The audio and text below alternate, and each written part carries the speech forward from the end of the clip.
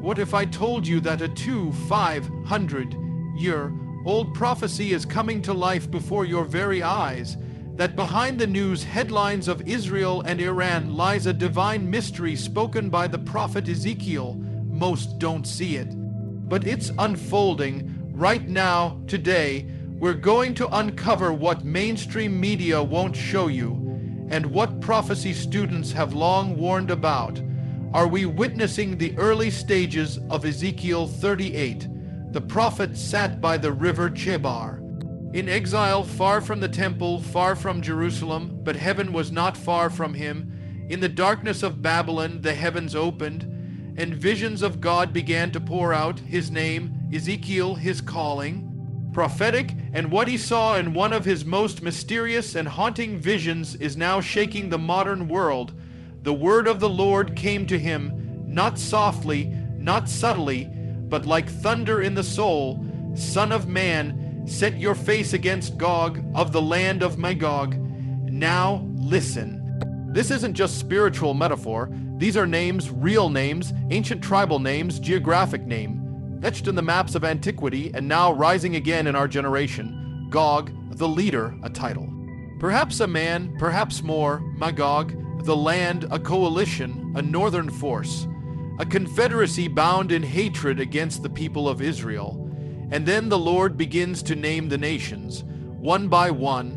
Magog, Meshech, Tubal, Gomer, Beth Togarmah, Libya, Cush, and Persia. Persia, a name not up for debate. It's not symbolic. It's not veiled.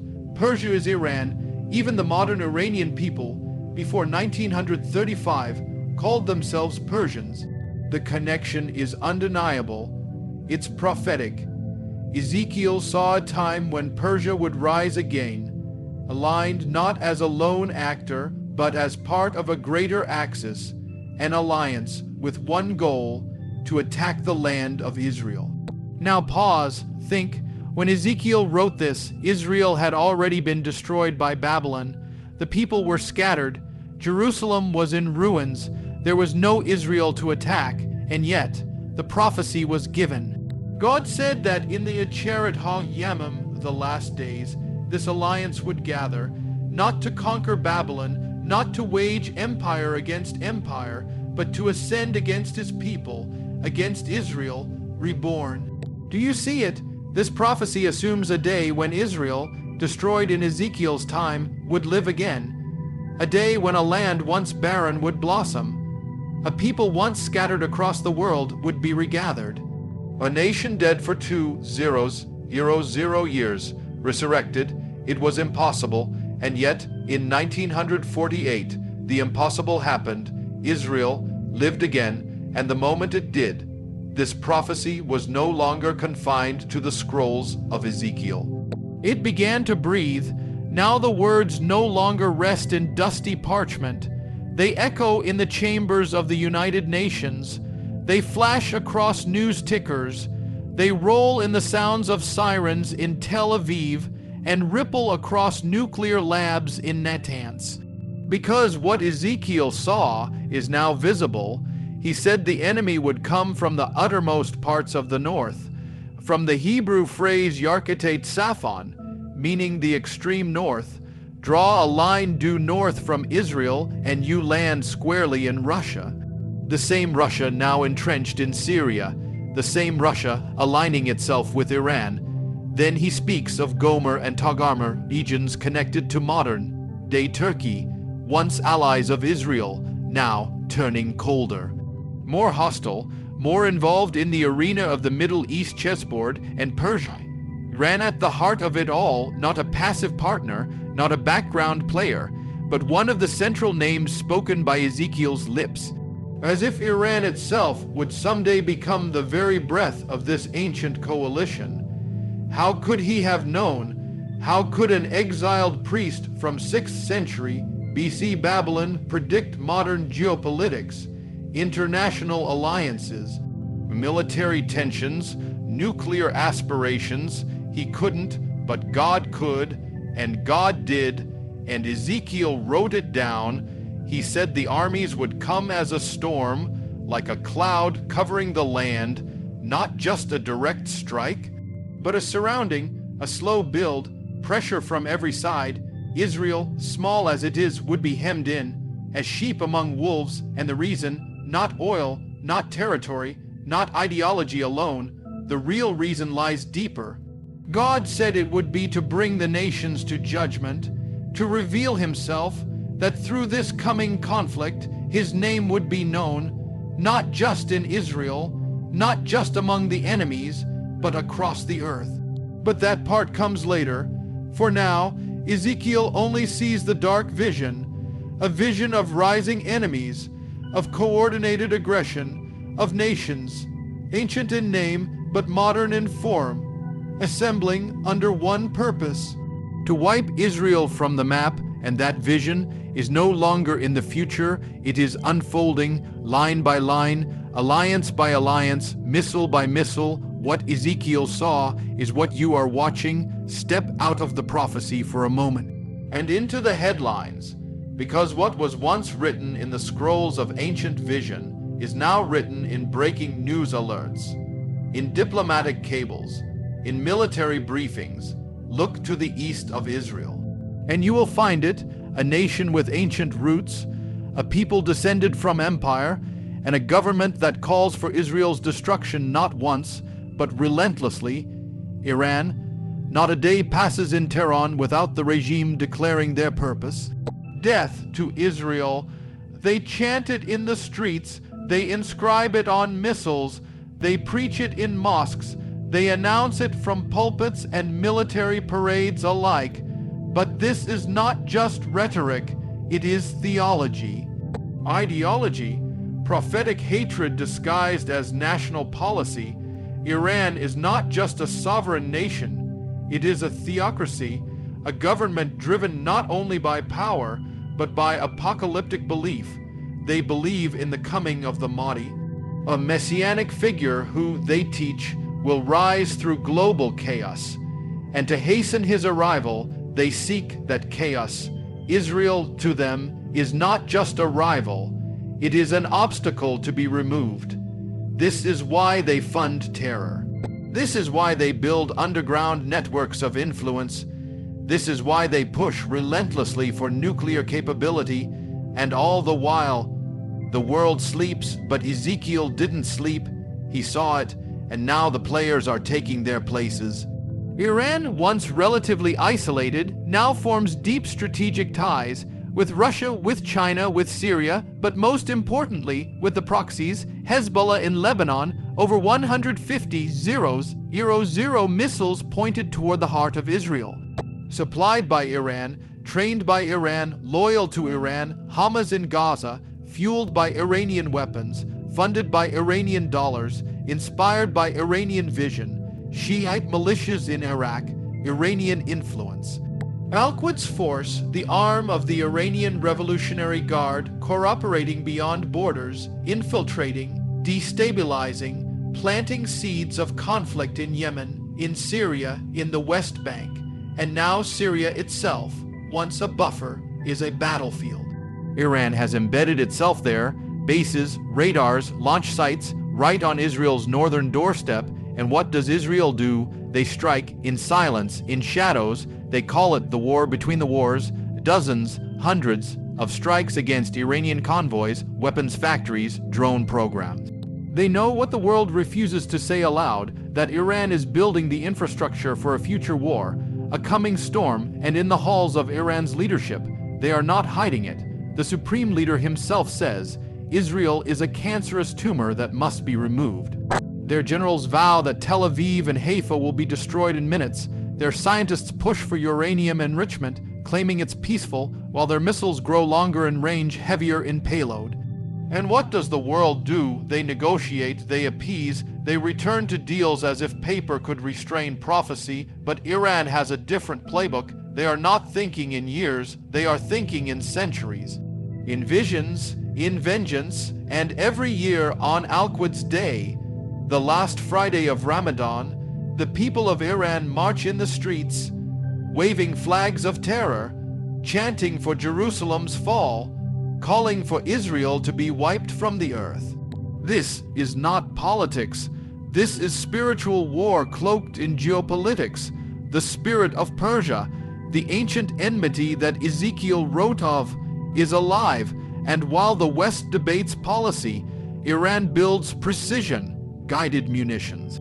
While diplomats smile for cameras, Iranian generals draft blueprints, while news anchors speak of peace. War drums echo beneath, and yet few connect it. Few see the fingerprints of prophecy on the pulse of modern events.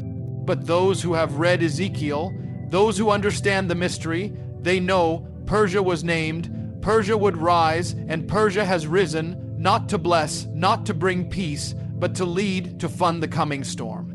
To ignite the spark, to stand at the head of a coalition foretold long ago, and now the spark has reached the fuse. Timing is everything in prophecy, not just what, but when, not only the event. But the season, the moment when heaven aligns with earth and the invisible becomes visible. The prophet Ezekiel didn't simply see a future war. He saw a time, a specific window in which all the elements would converge.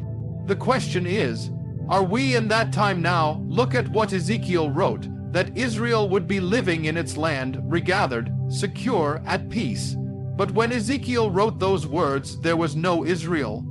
The land was desolate. The people were exiled. There was no temple, no kingdom, no army, no flag, and for over 2,000 years it remained that way. But the prophets spoke of a rebirth, that the nation of Israel would be born again in a single day, that the people would return from the four corners of the earth, that deserts would bloom, that the ancient tongue, Hebrew, would rise from the dead. It was too impossible to imagine, and yet, in 1948 it happened. Israel was born in a day, a language was revived, a desert became green, and the Jewish people, scattered for millennia, returned to their ancient homeland. And what does Ezekiel say next? That once Israel is back in the land, then the alignment begins. The timing doesn't start in Babylon. It doesn't begin with Rome or Greece. It begins the moment Israel returns. It is then that the nations begin to stir. The enemies begin to gather. The pieces of the prophetic puzzle begin to move. And now look at the timeline. Within years of Israel's rebirth, the Arab world declared war. Within decades, Jerusalem was returned into Jewish hands, and in the span of just one generation, alliances began to shift.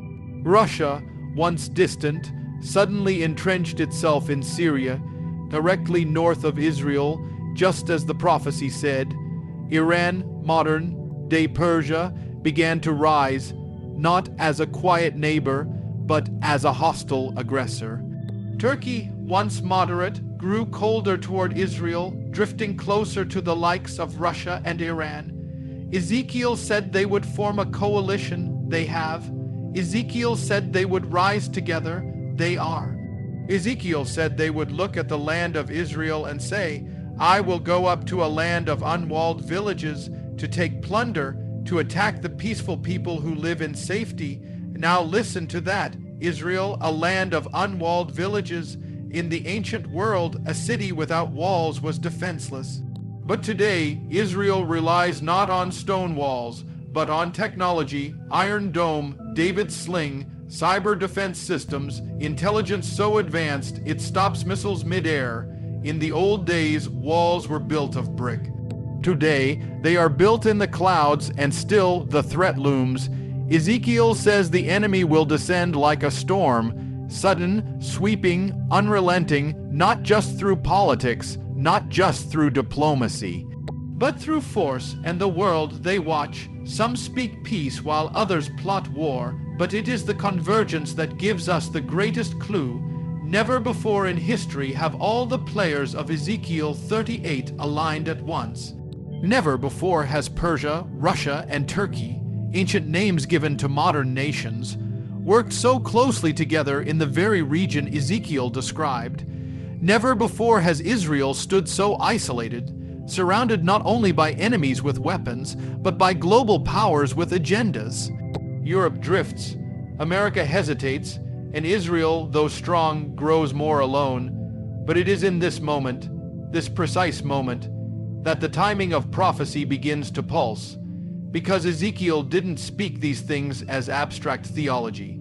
He was given a sequence, a pattern, and the pattern is unmistakable. First, the regathering, then the peace, then the threat, then the invasion, and now, even as Israel signs peace accords with Arab nations, there is the sense of something building behind the veil. Not loud, not obvious, but like the tightening of a noose, quietly the coalition strengthens, silently the weapons move, and beneath it all a script, written long ago, begins to unfold. This is not random. It is not by chance that the same nations named by Ezekiel now sit in military and strategic alignment. It is not coincidence that Israel, after 2,000 years of exile, has returned to the land just in time to face the very scenario the prophet described. This is the timing of prophecy, not vague, not someday, not eventually, now, when the enemy comes in like a flood. The Spirit of the Lord will raise up a standard against him. That's the heartbeat of the prophecy.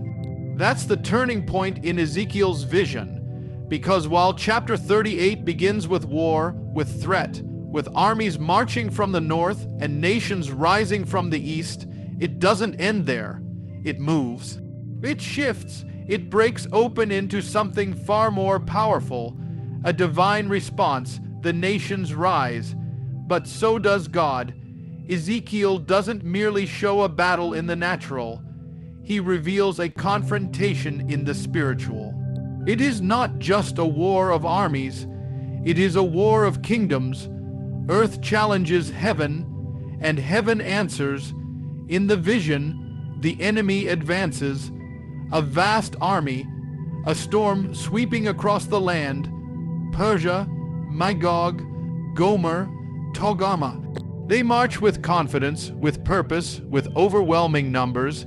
The land of Israel, small and surrounded, becomes the focus of their wrath. But then the Lord speaks, and the moment God speaks, everything changes.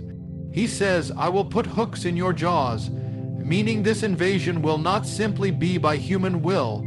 The aggressors believe they are in control, but they are being drawn, pulled into a trap they do not see.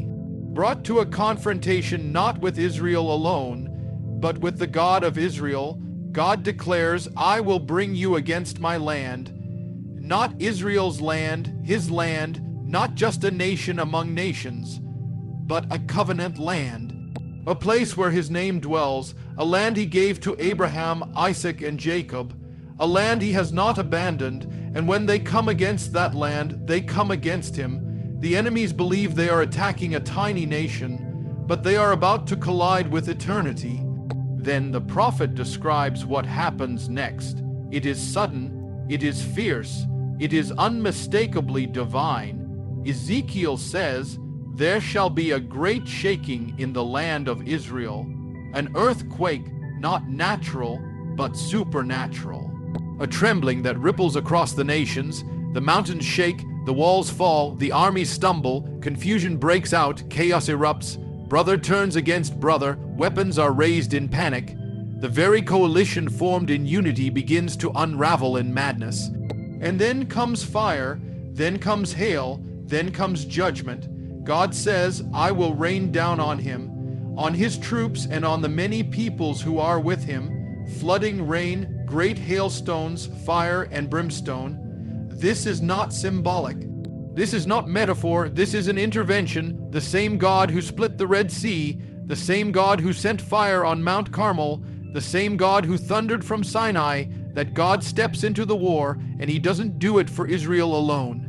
He does it to reveal himself. God says, "So I will make my holy name known in the midst of my people Israel, and the nations shall know that I am the Lord."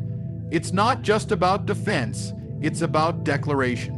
He doesn't only protect Israel, he reveals his glory through the protection. The nations that scoffed, the leaders that boasted, the enemies that plotted, all will know that the God of Abraham still reigns. And the world, so used to denying him, mocking him, ignoring him, will be forced to witness what they cannot deny, that the God of the Bible is not a myth, that prophecy is not superstition, that his covenant is not broken, and that his word does not return void, but there's something else, something deeper. God calls it my fury, in my jealousy, because what they attacked was not just Israel, it was his covenant, his name, his promises, his purposes, and he responds with fire. In the modern world where nations plan in secret, where strategies unfold in high-tech war rooms, there comes something they cannot control, a divine interruption. The hand of God enters the battlefield, and what happens? The invaders fall, not by Israel's hand, not by superior firepower, not by political alliance, but by the intervention of the Lord. The result: the armies are defeated, the weapons are left behind, the land is littered with the remains of those who rose against the covenant, and it doesn't end there. Ezekiel goes on to describe 7 years of cleanup. Weapons burned, bodies buried, entire regions marked off. The sheer scale of what happens is so great, it leaves a scar on the landscape and a mark on history. The world sees what Israel could never do alone. They see what missiles and tanks could never accomplish. They see that God has returned to the stage of history. You've seen the prophecy, you've heard the names, you've watched the alliances, and you've felt the convergence. This is not fiction, this is not theory, this is scripture unfolding. What the prophet Ezekiel saw over 500 years ago is now no longer hidden in scrolls. It's alive in our headlines. It's echoing in the corridors of global power. It's shaking in the Middle East. The stage is not being set. It is set. Iran has risen. Israel stands surrounded. The nations align, and heaven watches, and yet there is one final question: where do you stand? Because this is not just about Israel, not just about Iran, not just about Russia or Gog or Magog. This is about God, His Word, His covenant, His glory, and every shaking, every war, every rumor. It's not just a warning to the nations. It's a call to the hearts of men, a call to return, to awaken, to be ready, for the God who judged Egypt, who split the sea, who thundered from Sinai, is not silent, He is not distant, He is not done. He is the same yesterday, today, and forever, and just as He defended His people in the days of old, just as He will rise in the day to come, He is calling now. The storm is forming, the clock is ticking. The mystery is unraveling, the world may tremble, but those who stand in Him will not. Prepare, watch, be awake, for the time of Ezekiel is no longer future, it is now.